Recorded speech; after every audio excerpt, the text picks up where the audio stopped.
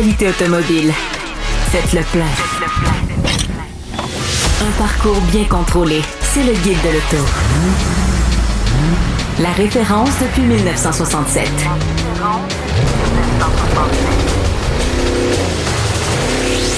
Le Guide de l'auto. Bonjour tout le monde, bienvenue au Guide de l'auto en compagnie de mes comparses habituels, Hugues Gonneau, Louis-Philippe Bonjour. Dubé. Salut. Salut. Ça brasse en automobile. Toujours. Ça brasse au sud de nos frontières. On entend toutes sortes de trucs à tous les jours. Ça frustre l'industrie automobile canadienne. Mais aujourd'hui, on ne donnera pas de presse inutile à Donald Trump. Je pense qu'il y en a assez par les temps qui courent. Il se passe quand même beaucoup de choses dans le monde automobile. Il y a des décisions stratégiques qui sont en train de se prendre et j'ai l'impression qu'on va en apprendre beaucoup dans les prochaines semaines. Bon, là, évidemment, ce qui fait jaser beaucoup dans les derniers jours, c'est Tesla, avec un remaniement de la gamme, avec un remaniement de ses échelles de prix aussi. Ouais, ben, tu as dit, on ne donnera pas de presse inutile à Donald Trump. On n'a pas le choix d'en donner un peu à Elon Musk parce qu'il est propriétaire d'une compagnie automobile. Ils se connaissent, hein, ces deux-là? Ils se connaissent, ces deux-là, malheureusement. Ouais. Mais le modèle Y, c'est important. C'est un modèle important qui a vendu au Canada, qui a vendu au Québec. C'est apprécié. Chez Tesla, quand on fait un remodelage, c'est un gros mot. Côté physique. À l'intérieur, la technologie, c'est d'autres choses.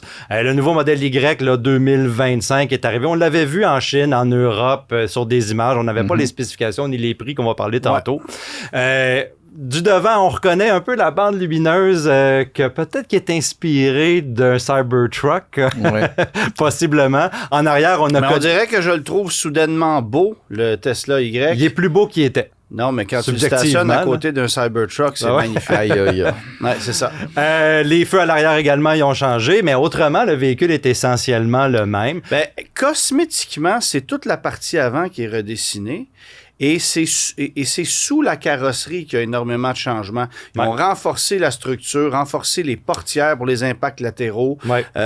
Ça risque... Si on a fait essentiellement le même exercice qu'on a fait avec la 3 l'année passée, ben attendez-vous à un véhicule qui est beaucoup plus solide et qui potentiellement pourrait être à peu près exempt de ce qu'on appelle en bon français des rattles. Alors qu'un Tesla Y actuel, ben ça, c'est comme une crécelle. C'est un concert à l'intérieur. Oui, c'est ça. Ben, comme tu l'as dit, les changements, on va avoir un véhicule probablement mieux assemblé, mieux ficelé, avec des nouvelles technologies chez Tesla. J'ai fait une petite comparaison des spécifications. Le modèle là, à double moteur, c'est sensiblement la même autonomie. On a gagné 7 dixièmes au 0,60 000 à l'heure, donc on s'attend peut-être à plus de performance pour ce modèle-là. Okay. On a gagné quelques kilos, 13 kilos, perdu un petit peu de litres d'espace dans la soute arrière. Peut-être qu'il y a eu un réaménagement de ce côté-là. Là, on parle de 20 litres, c'est rien.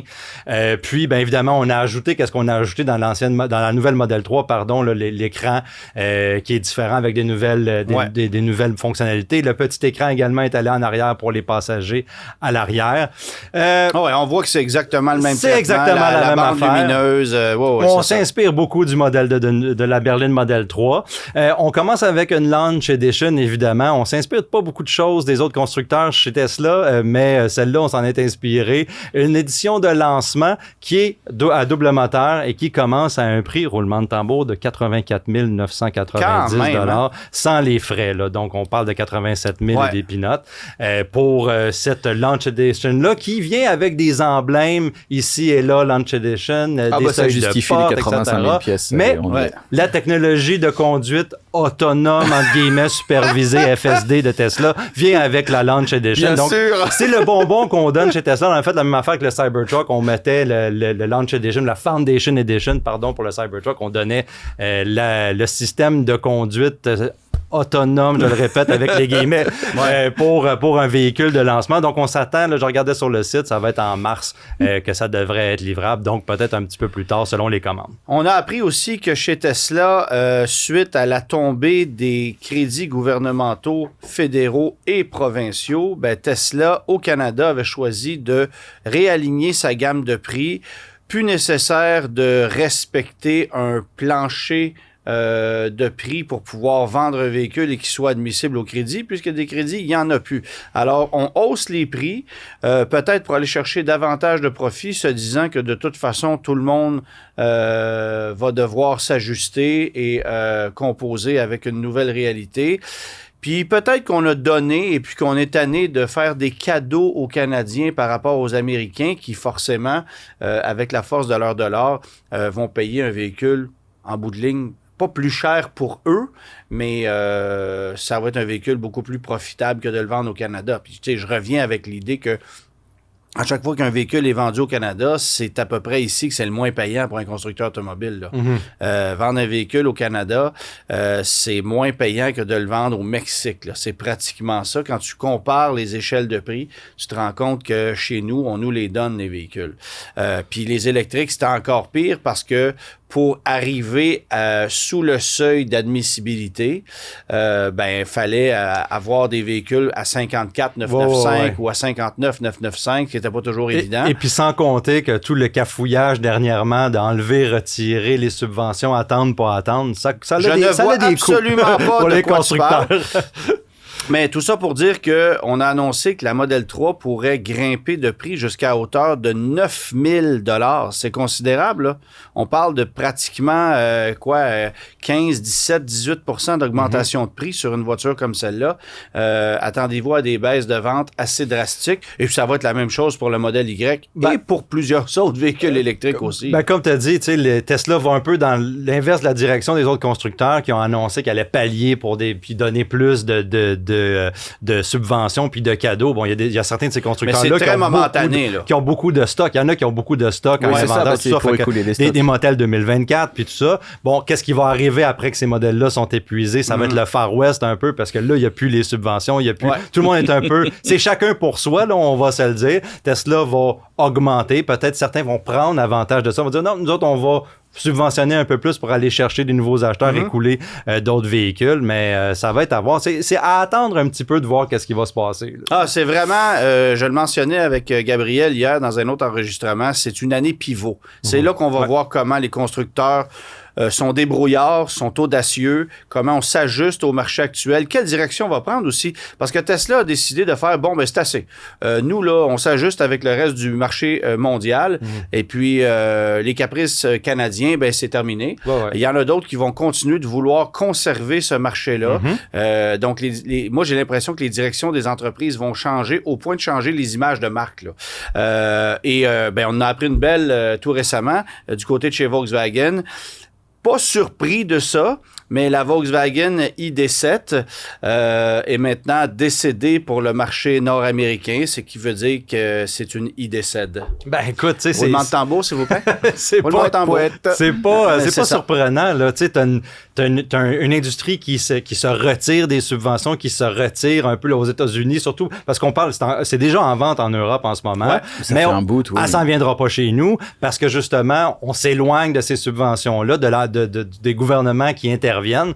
Donc, une berline en partant, puis en plus électrique. C'est un produit qui est super intéressant selon mon opinion personnelle. Ça aurait été vraiment mon genre de truc, sauf que pour le moment, c'est pas une bonne décision d'affaires pour Volkswagen. Tu sais, si tu t'appelles Volkswagen Amérique du Nord, que tu as de la misère à écouler tes ID4 et que tu veux importer d'Europe une berline, c'est pas une bonne idée.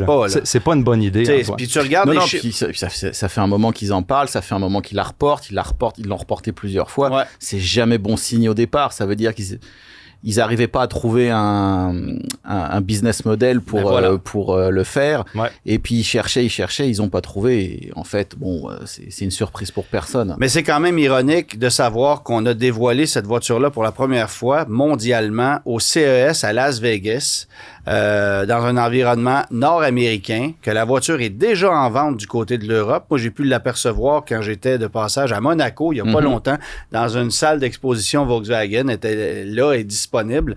Beau format de véhicule, c'est une 5 portes. J'ai trouvé ça vraiment fantastique. Et puis un beau design. Mais quel est le marché pour une voiture comme celle-là dans le contexte actuel? C'est une rivale de l'Ioniq 6, essentiellement. Mais l'Ioniq 6 n'est pas une voiture désavantagée par rapport à l'Ioniq 5 qui se vend 5 fois plus. Alors que l'ID4 chez Volkswagen, fabriquée en Amérique du Nord, versus celle-là fabriquée du côté de l'Europe, on se bat pour des inventaires là-bas, alors qu'ici, bon, puis le marché de la berline, on sait ce à quoi ça ressemble. Ouais. Fait que c'était une décision, je pense, qui était justifiée. Ça veut dire qu'il y a quelques emplois qui vont se perdre chez Volkswagen en Amérique du Nord parce qu'il y a des gens qui étaient dédiés au marketing et à la mise en marché de ce produit-là en Amérique du Nord.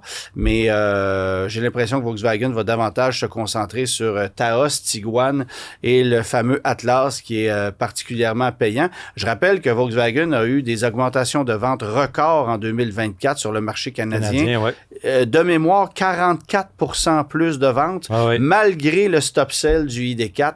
Fait que c'est quand même pas symbolique.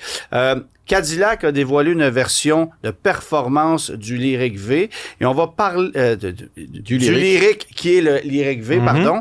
On va parler tantôt un peu plus du Salon de l'Auto de Montréal, mais pour ceux qui veulent voir une gamme de véhicules électrifiés complète, allez voir au Salon de l'Auto le kiosque de Cadillac. Vous allez avoir le V-Stick, le Optiq, le Lyriq, le Escalade IQ, manque la Celestiq qui n'est pas là, mais tu vois que Cadillac a pris une direction en sens unique. Puis là, tu commences à regarder les modèles à essence, puis tu te rends compte que c'est pas mal du bois mort. XT5, XT6, ça vieillit. Ouais, XT4, ça en va. On nous fait rêver avec des Blackwing qui sont encore là peut-être pour 1 an ou 2. Ouais. Mais bref, Cadillac, d'ici quelques années, ça sera du tout électrique et uniquement du tout électrique. Ouais. Mais le Lyriq V, c'est le petit côté passionnel là, qu'on va aller chercher. Ben oui, c'est ça. On met cette badge-là V pour injecter un peu plus de performance, aller chercher les gens qui sont prêts à allonger les quelques dollars de plus pour se différencier. Écoute, c'est essentiellement un Lyriq avec deux moteurs. Différencier? Différencier? Oui, OK, celui-là. Là. Ouais,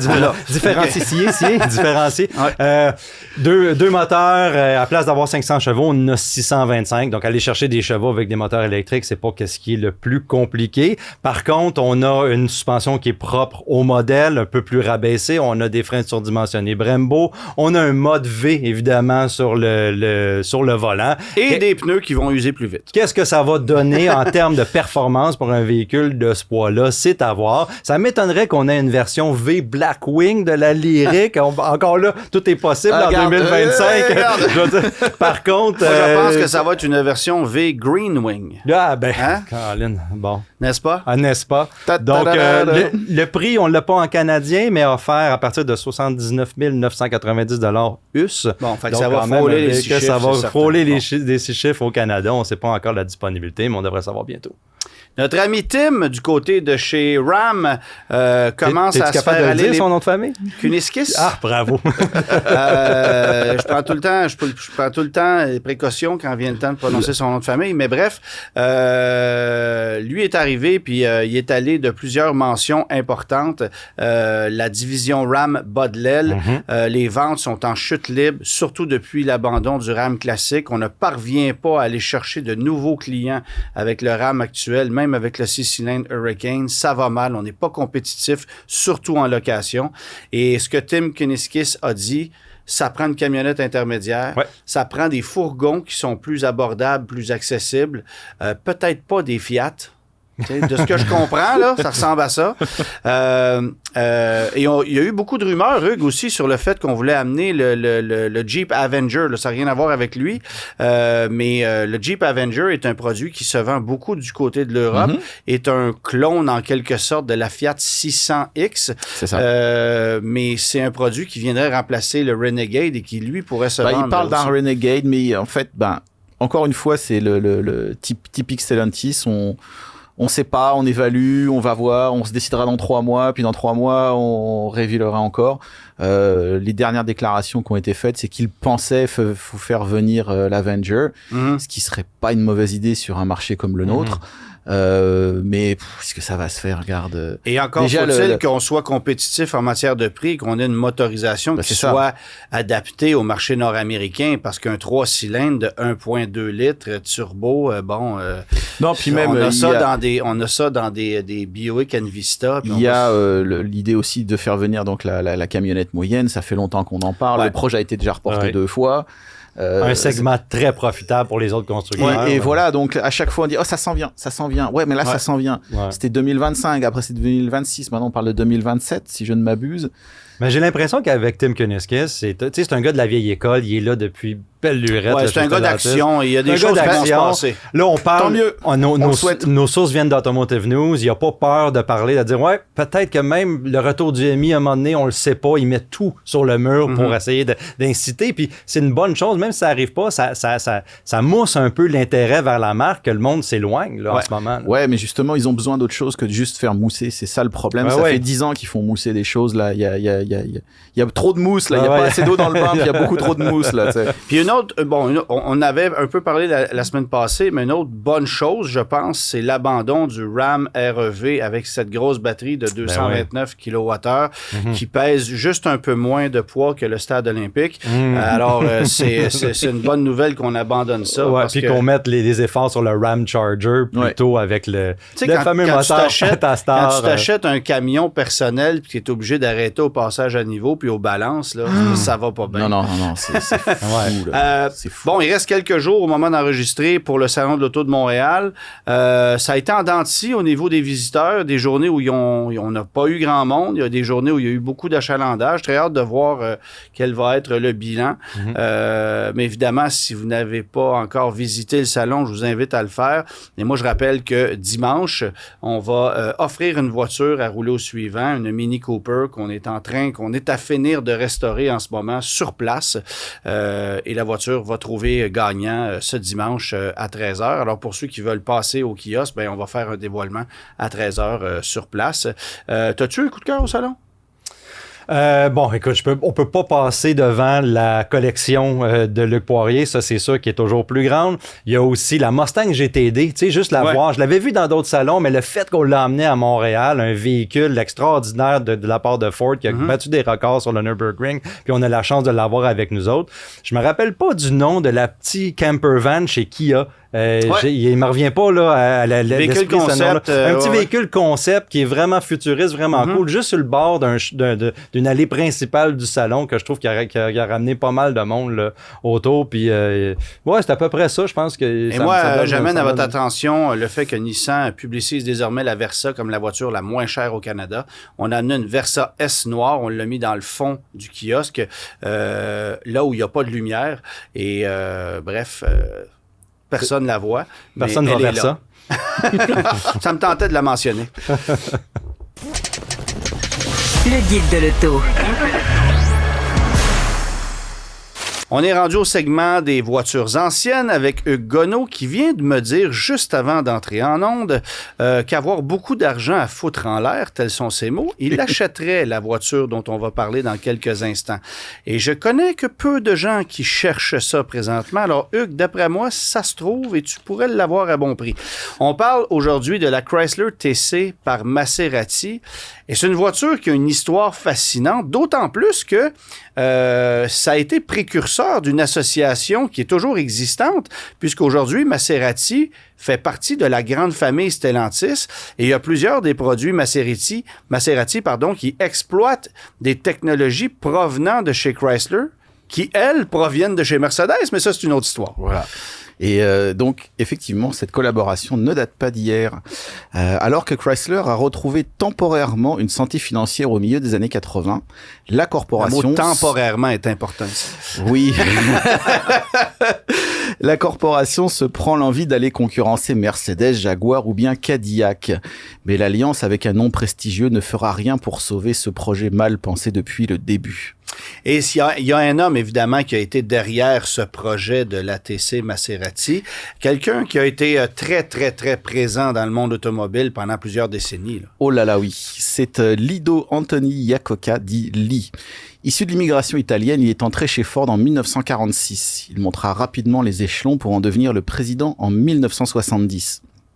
Iacocca a un flair incroyable pour sentir les modes et développer des produits dans l'air du temps. Pour tous, il restera le père spirituel de la Mustang. Mais son style flamboyant contraste avec celui dont le nom est sur le papier en tête, Henry Ford II. Ce dernier le licenciera le 13 juillet 1978. Il est rapidement engagé par un Chrysler sur le respirateur artificiel. La situation demandera tous les talents de négociateur de l'Iacocca, devenu président de la corporation en 78, pour obtenir un prêt garanti de 1,5 milliard de dollars du gouvernement américain. Wow. Iacocca négocie des concessions avec ses partenaires, lance la K-Car, puis les mini-fourgonnettes.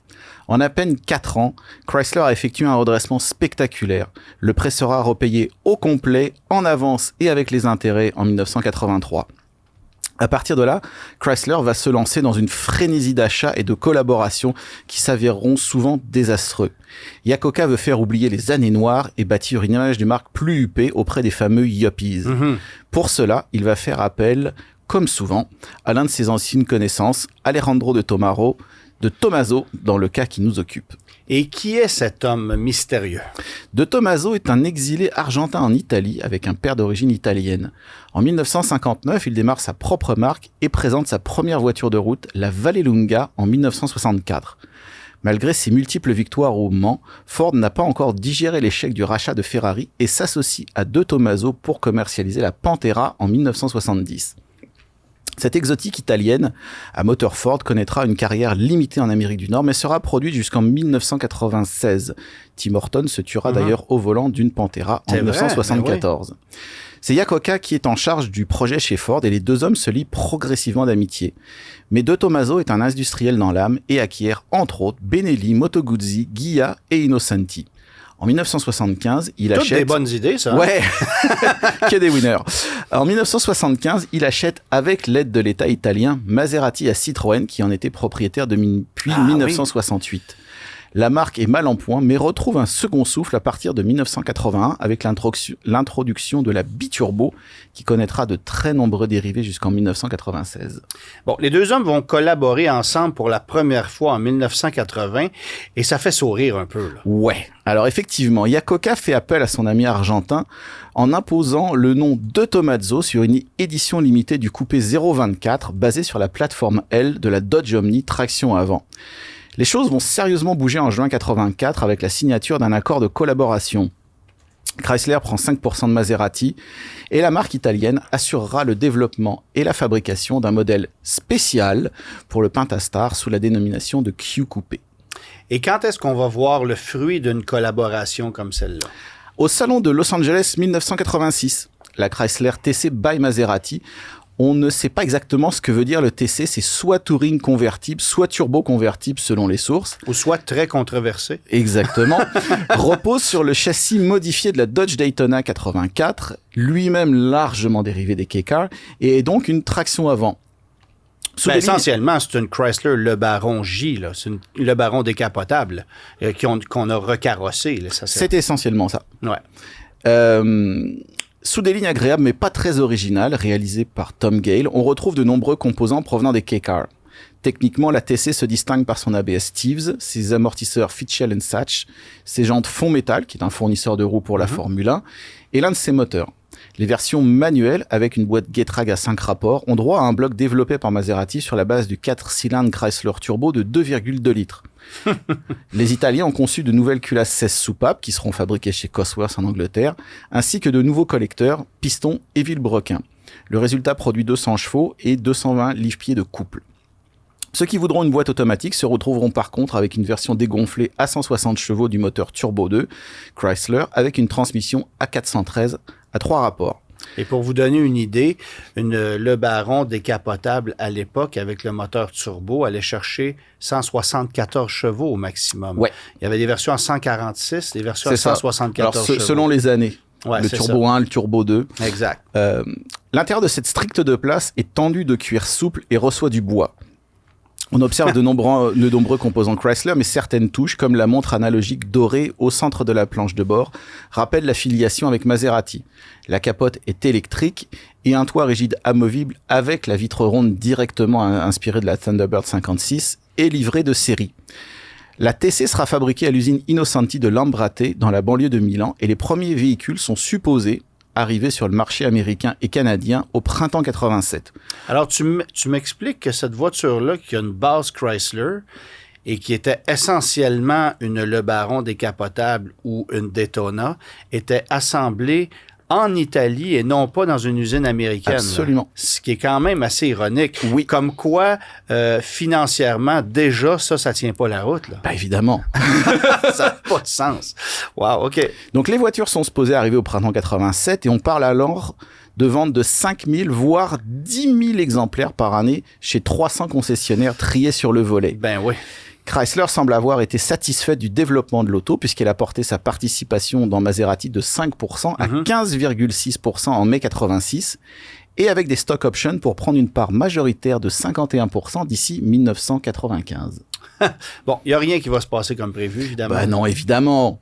Le temps passe et toujours pas de TC by Maserati chez les concessionnaires. La production n'arrive pas à démarrer à l'usine de Lambrate. La tension monte entre les équipes italiennes et américaines pour ce qui est du contrôle de qualité et de plusieurs détails de finition. Ouais. La TC reçoit de nombreuses modifications, notamment la planche de bord où la montre Maserati disparaît. La presse commence à l'appeler Tomorrow's Car, la voiture pour demain, et le magazine Automotive News la nomme son flop de l'année pour 1988. Les premières autos arrivent finalement avec près de 2 ans de retard en décembre 88 pour le millésime 89 et uniquement en Californie pour démarrer. Elles sont proposées au prix de $30 000 US, 33 000 dans les 3 mois qui suivent. Elles sont à peu près bien équipées, air conditionné, siège électrique, volant inclinable, système audio Infinity à 10 haut-parleurs et cassettes, le lecteur de CD est en option, et un parapluie placé dans le compartiment derrière les sièges. Mais en termes de performance et de tenue de route, on est loin, très loin des concurrentes Mercedes SL, Jaguar XJS ou même Cadillac Alente. Et puis, il y a la qualité de finition et la fiabilité qui sont, disons, aléatoires. Ce que certains soupçonnaient depuis un temps se confirme. Yakoka a perdu son flair. Dans son édition 1989, le guide de l'auto fait quant à lui une prédiction. Nous pouvons affirmer dès maintenant que ce sera un flop monumental, mais si c'était que ça. Bon, évidemment, il y aura aussi des conflits internes qui vont faire en sorte que cette voiture-là ne verra pas une carrière très prolifique. Là. On l'a abandonnée, à la fin de 90? 91, si je ne m'abuse. 91, OK. Et alors, oui, en fait, la voiture va souffrir de concurrence interne qui s'appelle justement les cabriolets et coupé Le Baron, lancés pour le millésime 87. Le plan initial était de lancer la TC en premier, puis les Le Baron ensuite, qui bénéficieraient alors de l'effet d'image de la TC. Mais le projet a pris tellement de retard du côté de Maserati que les Le Baron sont arrivés sur le marché en premier. D'une allure similaire, elles offraient 4 places, des moteurs turbo, un bon équipement. C'est la même voiture, essentiellement. Là. C'est la même voiture, mais avec une carrosserie légèrement différente. C'est plus le même ou moins. C'est le en même termes de plateforme, il y a des changements. Mais je veux dire, c'est le même cadre de pare-brise, c'est à peu près les mêmes motorisations, c'est la même planche de bord, mais qui est décorée différemment. Tu sais, tu peux mettre tes deux voitures côte à côte, puis c'est une similarité évidente. Il y en a une qui souffre beaucoup par rapport à l'autre. Il y a une Cavalier puis une Cimarron là-dedans. C'est ça. Et quand on parle du prix, c'est seulement 13 995 US contre 33 000. Ben ouais. Évidemment, les acheteurs ne s'y sont pas trompés et la TC n'a été vendue qu'à 3 764 exemplaires pour le millésime 89. En comparaison, Cadillac écoulait 3 296 Alente sur le même millésime et la voiture était pourtant vendue 2 fois plus cher. Ben oui. Et Chrysler commercialisait 37 489 Le Baron cabriolet. Puis attends, la Lente, c'était un flop aussi. Là. Exactement. Et t'imagines, elle était 2 fois plus chère.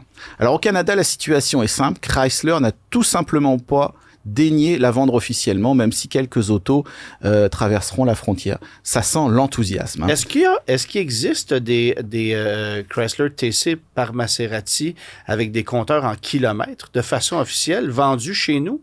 Officiel, non. Moi, j'en ai jamais vu. Non, là, personnellement. Non. Là, non. OK. Le millésime 90 apporte un lot limité de changements. Le 4 cylindres turbo 2 automatique est remplacé par un V6 3 litres de 141 chevaux fourni par Mitsubishi et accouplé à une boîte automatique à 4 rapports tout à 604. Tout ce qu'il y a de plus prestigieux. Ah ouais, non, là, on est dans le top du top.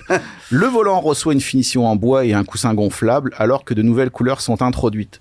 Le prix passe à 35 000 $. Logiquement, les clients ne se pressent pas au port des concessionnaires 1900 ventes. Et c'est le début de la fin. Ben, en fait, c'est le début de la fin depuis le début, mais là, c'est vraiment la fin. Là, la situation va vraiment dégénérer.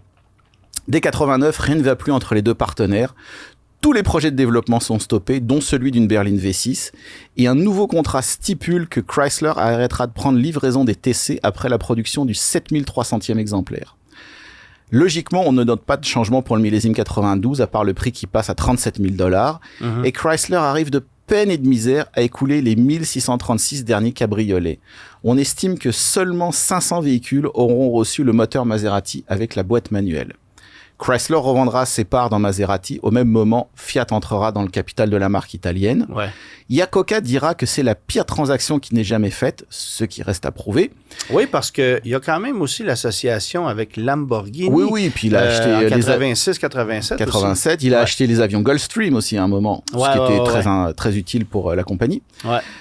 De Tomaso sera furieux et les deux hommes seront fâchés à tout jamais.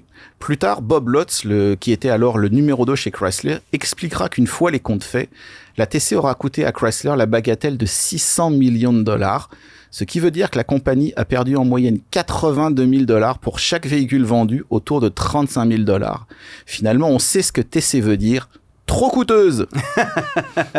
Bon, mais 600 millions de dollars, c'est juste un peu moins d'argent que les subventions qu'on a accordées pour l'achat de véhicules électriques au Québec en 2024. Sauf que ça s'est passé en 1990. Le guide de l'auto. Parcours l'actualité automobile sans dérapage ni accrochage. Les gars, j'ai écrit une chronique cette semaine parce qu'évidemment, avec le retrait des crédits gouvernementaux, puis là, faisons comme si le ministre Charette n'allait pas ramener un potentiel crédit pour se faire du capital politique pendant quelques mois à partir du mois d'avril. Ça va peut-être arriver, puis bon, tant mieux pour ceux qui pourront en bénéficier. Mais la vérité, c'est que le party est fini, là. Les crédits, c'est à toute fin prêt, terminé. Sinon, il va rester quelques balbutiements. Et ça a coûté extrêmement cher aux contribuables. Et là, je parle pas du fédéral, je parle uniquement du provincial. On a accordé 651 millions de dollars à ceux qui se sont procurés des véhicules électriques ou hybrides rechargeables au Québec en 2024. C'est une enveloppe financière gigantesque. Et je ne sais pas de ce que vous pensez de ça. Est-ce que c'est la dernière année là aussi, là, depuis 2012, je pense, le programme existe, puis il y a eu... Les années, ça a été progressif, là, donc le 600 millions qu'on dit, ça a été la plus grosse année du programme sans contredit, parce qu'on l'a vidé les coffres. Je ne sais pas si vous vous souvenez, je sais pas si vous vous souvenez, mais en 2000... Mais c'est pas tous les années qui ont été à 600 millions jamais. Mais je pense que c'était 2,4 milliards là, en tout, donc 600 millions, tu prends une bonne partie de ça en 2024 dans la dernière année. Mais il faut toujours bien l'avoir, cet argent-là. Il faut toujours bien l'avoir, puis c'est des sous qu'on n'investit pas en santé, en éducation. Ouais. Bref, on pourra en parler longtemps. Mm-hmm. Mais là, avec le retrait des crédits soudain, avec des constructeurs qui doivent s'ajuster puis qui mangent une volée actuellement, je pense qu'on en tire une leçon. Et je pense que les constructeurs... Juste une? Non, mais c'est-à-dire que les constructeurs automobiles ne se feront pas prendre au jeu... ne se feront pas prendre au jeu une seconde fois, c'est-à-dire qu'on ne poussera pas la machine en ouvrant les vannes au maximum, sachant que du jour au lendemain, tu as un gars dans un bureau à Québec qui peut prendre une décision. Tu comprends? Ouais. Et ça m'amène à regarder ce qui se passe un peu ailleurs dans le monde. Du côté de l'Europe, Hugues, on en a donné des crédits gouvernementaux dans certains États américains aussi, puis il y avait beaucoup de barèmes, de paramètres, de règlements. Bon, puis c'est très variable d'un endroit à l'autre. Mais du côté de l'Europe, que tu regardes la France, l'Italie, l'Allemagne, c'est un peu différent, mais il y a de fortes taxes aujourd'hui aux émissions polluantes. Ouais. Et je trouve, en quelque sorte, puis tu sais, je me tire un peu dans le pied parce que, je veux dire, j'ai des voitures chez nous qui sont de gros mangeuses d'essence, là, puis bon. Mais pour quelqu'un qui s'achète un véhicule neuf aujourd'hui, ben, tu peux regarder ça de deux façons. Est-ce que le gouvernement doit financer ou donner des cadeaux à ceux qui s'achètent des véhicules électriques? Ou est-ce qu'au contraire, on ne devrait pas peut-être pénaliser ceux qui font le choix de conserver un véhicule à essence ou de se procurer un véhicule à essence qui vont avoir des émissions de gaz à effet de serre plus ou moins importantes selon le modèle? Et je trouve qu'en Europe, bon, d'abord, il faut rappeler les faits, là. Au Québec, il y a deux taxes qui, moi, me sidèrent parce qu'elles n'ont absolument aucun bon sens. Taxe à la cylindrée qui est là depuis 1995. En fonction de la cylindrée du véhicule, on va te taxer. Donc, si tu as un moteur de 5,3 litres, bien, on va te taxer X dollars par année à l'immatriculation pour que tu puisses rouler ça. Alors que si tu as un 3.5 turbo dans un F-150 qui consomme la même affaire, tu n'es pas taxé. Tu sais, je veux dire, et la majorité des constructeurs automobiles n'ont plus de grosses cylindrées aujourd'hui. Volkswagen avait des V8 de 4.2 litres dans des Touareg. Aujourd'hui, on a des 2 litres turbo dans des Atlas. C'est comme ça que l'industrie change son stratagème. Ouais. Et donc, la taxe à la cylindrée n'a plus de bon sens, elle est obsolète. La deuxième taxe qui n'a pas de bon sens, en ce qui me concerne, c'est la taxe d'immatriculation pour véhicules de luxe à partir de 40 000 $. Ça veut dire, les gars, qu'une Fiat 500e, ben, on paie une taxe de luxe là-dessus. C'est pas absurde. Pire, là, tu sais. Ouais. S'il y en a un qui n'est pas un véhicule de luxe, c'est bien ça. Non, mais c'est de dire, déjà, il y a le principe de la taxe qui n'est pas nécessairement super brillant, mais en plus, c'est de réévaluer tes barèmes. Là, je veux dire, vu les tarifs, comment ils ont explosé depuis 5 ans, ne serait-ce que déjà réévaluer tes barèmes et définir ce qu'est un véhicule de luxe. Si tu achètes un véhicule qui est exempt de taxe, c'est presque rendu c'est ça. Ça revient à dire que pour ta question initiale d'encourager ou d'inciter les acheteurs à se diriger vers les véhicules électriques, sur papier, l'idée fonctionne. C'est juste qu'elle a été exécutée par un gouvernement ou des gouvernements. Donc, on parle de taxes, on parle de bureaucratie. Il y a beaucoup de bienfaits à... Si on veut passer d'une technologie à une autre, à inciter les gens à le faire monétairement. Ouais. Par contre, le manque de communication, t'en parlais en début de segment, que les États, par exemple aux États-Unis, certains États avaient des incitatifs, d'autres États n'avaient pas, d'autres voulaient, au Canada, le Québec voulait paraître très bien, avait plus d'incitatifs, en Colombie-Britannique, c'était la même affaire. Il n'y a pas d'uniformisation, puis uniformisation, et t'as parlé, t'as parlé à plusieurs représentants des constructeurs à travers l'année en 2024, et c'était souvent ça la plainte, moi, que j'avais quand je parlais, par exemple, à Global Automakers of Canada, ça, puis qui me disait, on est prêt à faire du changement, on est prêt à intégrer des nouvelles technologies, mais il faut qu'il y ait une uniformisation, il faut qu'il y ait des gens qui se parlent, puis qu'on y va tous de la même manière, de la même façon. Et puis, c'est ça qui n'est pas arrivé, là. Et comme ce ne sont pas tous les mêmes gouvernements qui ont les mêmes objectifs, et qu'il y a du lobbying... Ça, c'est un très gros problème. Ben, c'est le gros problème. Il y a du lobbying. Je veux dire... Le désir du gouvernement ontarien n'est pas le même que celui du Québec. Pourquoi? Parce qu'en Ontario, il y a une industrie automobile florissante. Il y a 6 grands constructeurs automobiles maintenant qui sont installés, incluant Volkswagen qui est en train de construire une usine à Saint-Thomas. Et puis Ford à Oakville qui fait des camions de série F, par exemple. C'est pas des véhicules électriques. Fabrique des HD c'est ça. À Oshawa aussi. Honda a une usine de plus de 5000 employés à Alliston. Toyota a 2 usines, Cambridge puis... Woodstock, pardon. Alors, tu sais, je veux dire, il y a une industrie automobile très, très forte en Ontario. Ouais. C'est certain qu'on n'a pas les mêmes objectifs. Bon, alors, c'est pour ça que je dis, est-ce qu'il n'y aurait pas une façon, à tout le moins chez nous au Québec, de changer les choses? C'est-à-dire, j'ai fait un calcul rapide, là. Il y a 500 000 véhicules à essence traditionnels, donc non hybrides rechargeables, qui se sont vendus grosso modo au Québec en 2024. Si tu prends ce 650 millions de dollars-là qu'on a accordé en cadeau à des individus qui se sont achetés 1 ou 2 ou 3 véhicules électriques dans la même année, ben, tu sais, tu fais, OK, c'est un budget mirobolant que tu donnes à certains individus, mais il n'y a pas grand monde qui en profite de ce 650 millions de dollars-là. Là. Et ce sont les contribuables qui l'ont payé. À l'inverse, si tu dis aux 500 000 acheteurs de véhicules à essence, bon, ben nous, on a besoin de 650 millions pour améliorer le sort des véhicules électriques chez nous au Québec, ben ça fait un montant de 1300 $ par véhicule. Et là, ben tu peux faire un calcul mathématique de dire si quelqu'un achète une Corolla hybride qui roule à 4,8 litres au 100 versus celui qui achète un Ram TRX qui roule à 20 litres au 100 ou 19,8 pour être plus exact, ben là, à ce moment-là, il y a un calcul mathématique qui peut être fait, si bien que la personne qui achèterait une Corolla paierait 250 $ de taxes, puis celui qui achète un Ram en paierait 8 000. Je dis n'importe quoi.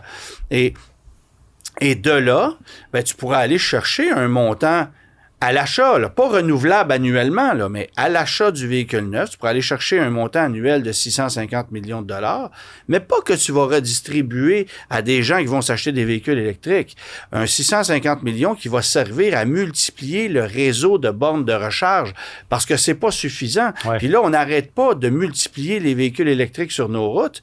Moi, je m'en suis rendu compte à 2 reprises dans les derniers mois. J'ai dû faire du Montréal-Québec. Hey, bonne chance de trouver une borne. Écoute, dans c'est le temps tout des plein. fêtes, C'est tout plein tout le temps parce qu'on a tellement multiplié les véhicules électriques. Puis on se vante au Québec d'avoir le réseau le plus efficace en Amérique du Nord, et c'est vrai.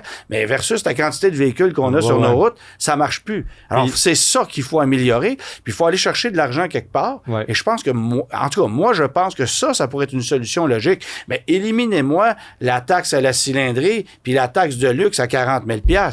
Bah, regarde, il y a beaucoup. Là, tu as dit beaucoup de choses. Oui, je parle beaucoup dans la vie. Mais je sais, je me le fais dire.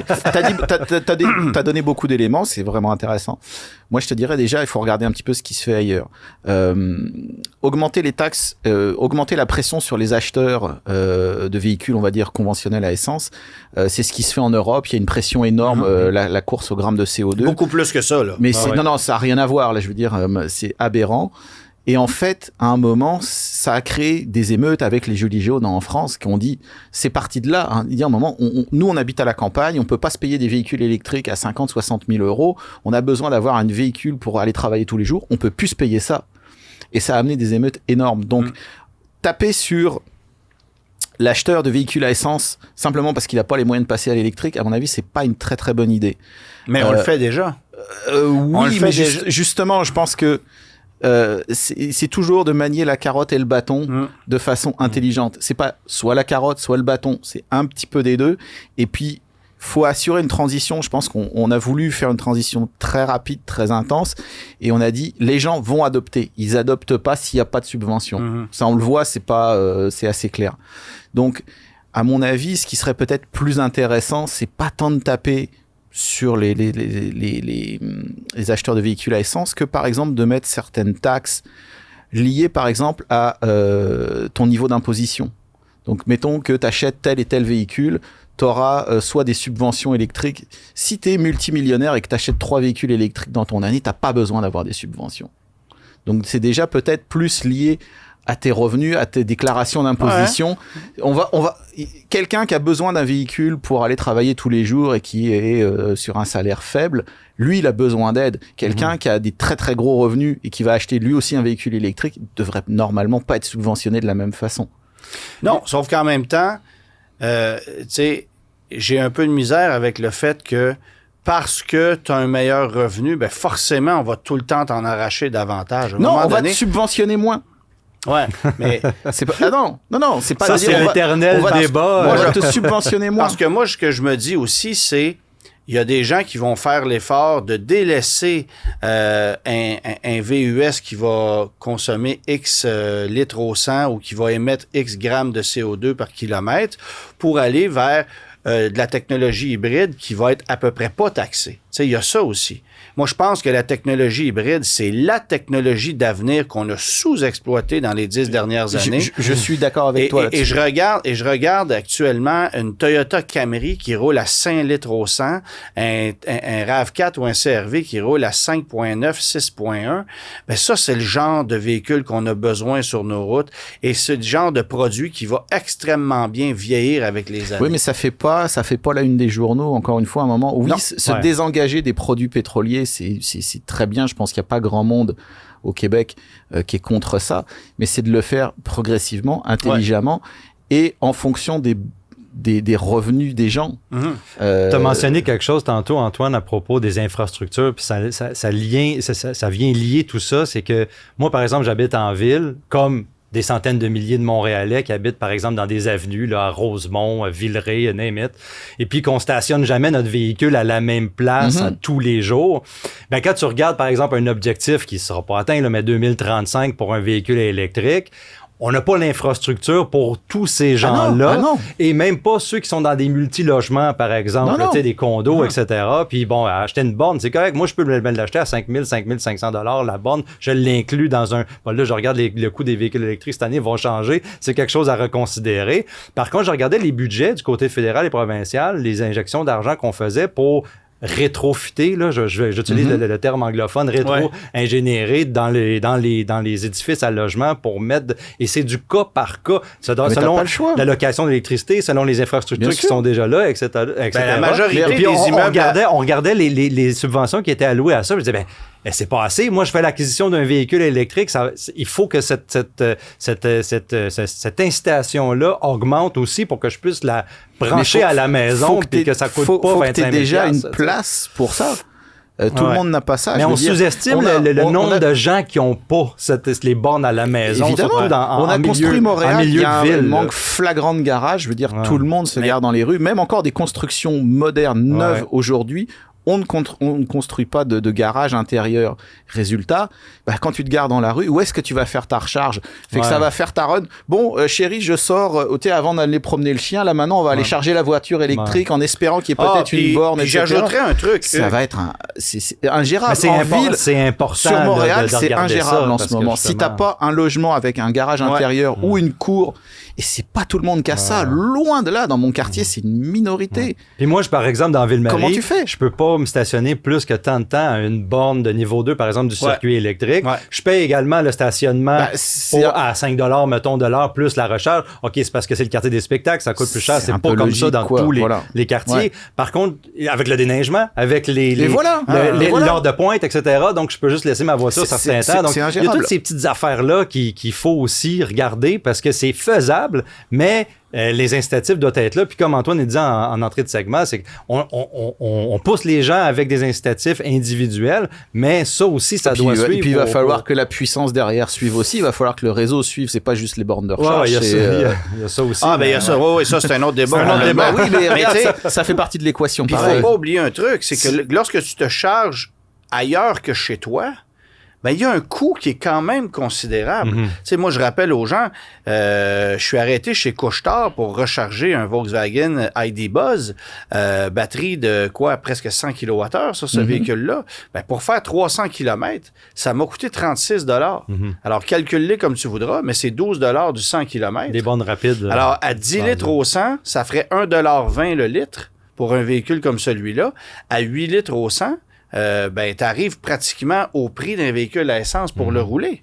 Alors, il y a ça aussi. Mais durant l'été, quand ça va bien, tu peux amorcer un peu ce coût-là.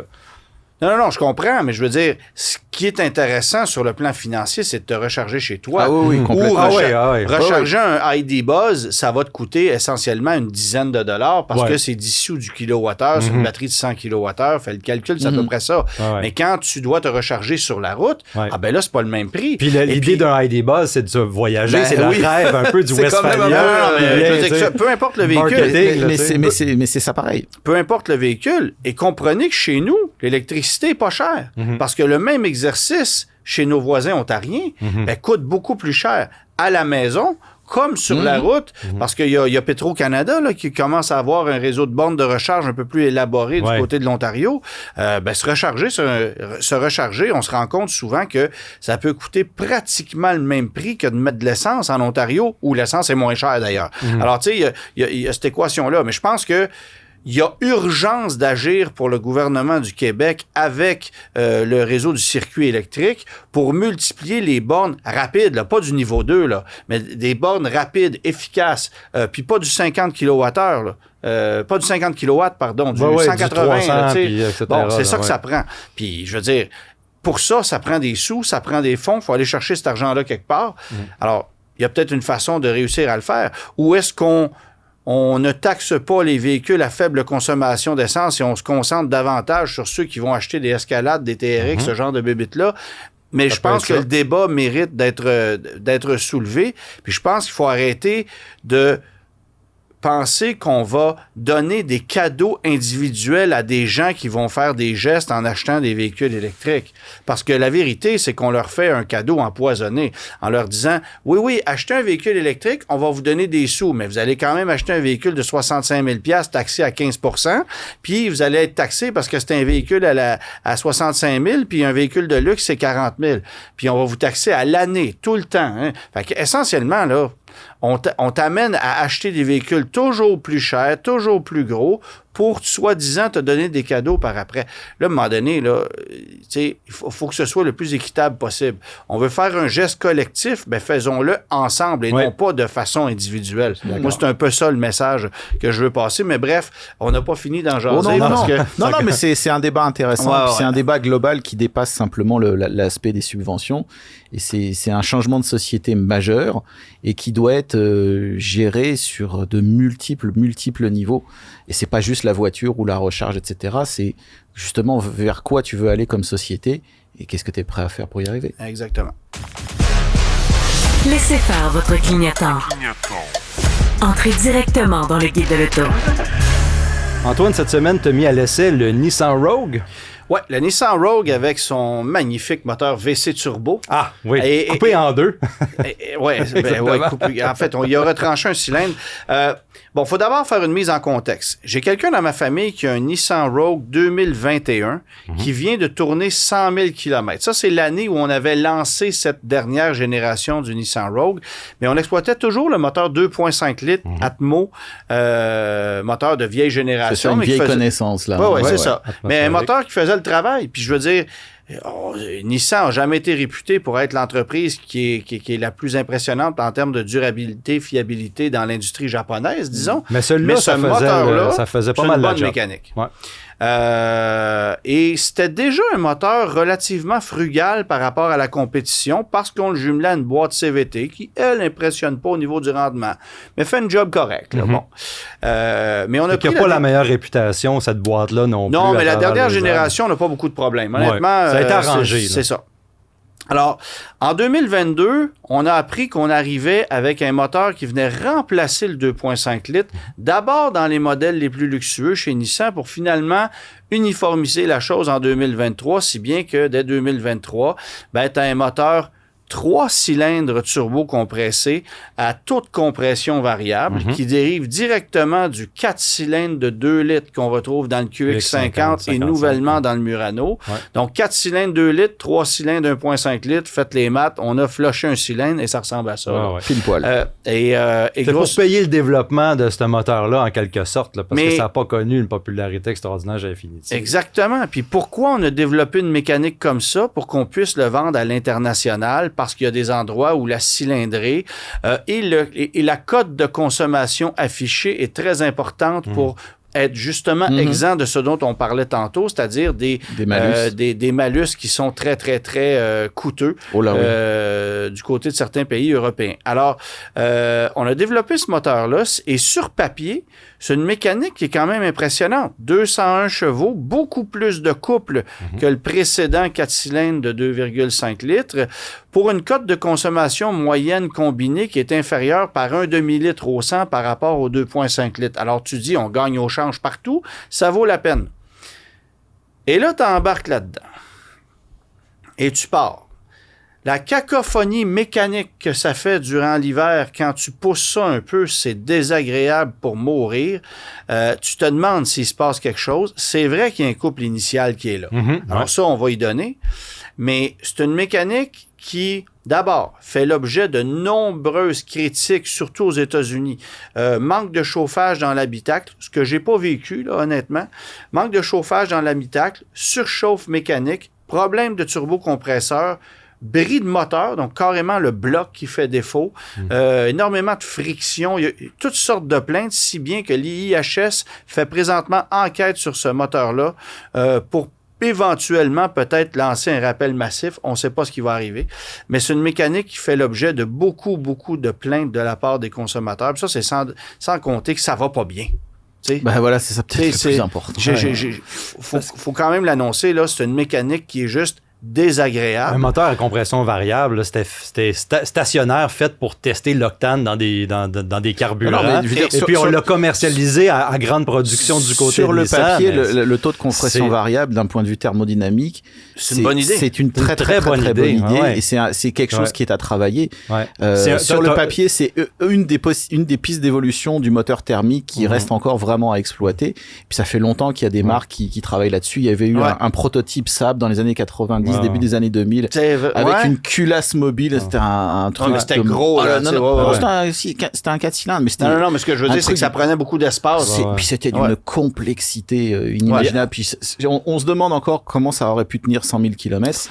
En gros, on obtient le taux de compression élevé quand on cruise sur l'autoroute et plus bas, plus riche quand on écrase la pédale. Donc, c'est le meilleur des deux mondes dans un moteur. Mais ça, c'est théorique. C'est ça. C'est vraiment avancé, puis c'est cool que Nissan l'ait amené. Et dans le fond, l'objectif, c'est sur le papier, ça aurait dû pouvoir vraiment livrer la marchandise.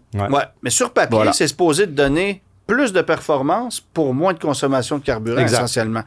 Alors, j'ai fait le test. Alors, on s'est suivi avec les deux Nissan Rogue sur une distance de 270 km entre Montréal et Québec. Moins 10 degrés à l'extérieur. OK? Sur route, un Nissan Rogue avec le moteur 3 cylindres est supposé faire 6,7 litres au 100 dans les bonnes conditions. Le 2,5 litres est supposé faire 7,3. Donc, il y a 0,6 litres au 100 d'écart entre les deux moteurs. Résultat, à moins 10 degrés, le 2,5 litres a fait 6,8 litres au 100 sur route. Alors, à essence ordinaire, bien évidemment. Donc, mieux que ce que Nissan annonce, malgré le fait qu'il fasse froid à l'extérieur. Alors que le 3 cylindres, lui, à vitesse de 110 km/h, a fait 8,9 litres au 100 km, alors qu'on annonce 6,7. Alors, il y a plus que 2 litres au 100 d'écart entre les deux moteurs pour une conduite identique, dans des conditions identiques, et tu sens que le moteur 3 cylindres Nissan a été développé pour être juste à la limite de ce qu'on a besoin de chiffres à 90 ou 95 km/h, mais que dès que tu passes ça, paf, t'as défoncé complètement. C'est une mécanique qui est désagréable, qui consomme beaucoup plus que ce qu'on annonce. Il n'y a aucun avantage à acheter ça. Et c'est dommage parce que le Rogue, c'est pas un vilain produit. Ça va bien, c'est confortable, c'est bien aménagé. C'est au goût du jour sur le plan esthétique, mais uniquement pour le moteur, ça en fait un des pires du segment. Ne touchez pas à ça. Et j'ai très hâte de voir arriver, en conclusion, le modèle 2026 qui va exploiter la technologie hybride rechargeable qu'on retrouve dans le Outlander PHEV. Et si vous voulez avoir le moteur 2,5 litres Nissan, ben vous l'avez encore sous le capot de l'Outlander à essence chez Mitsubishi. Et je pense que ça, c'est un bien meilleur choix pour toutes les raisons qu'on vient d'évoquer. On se retrouve la semaine prochaine, les gars. Bonne semaine à tous. Merci. Bye-bye. Tous les épisodes du Guide de l'auto sont disponibles en podcast sur l'application et le site cube.ca.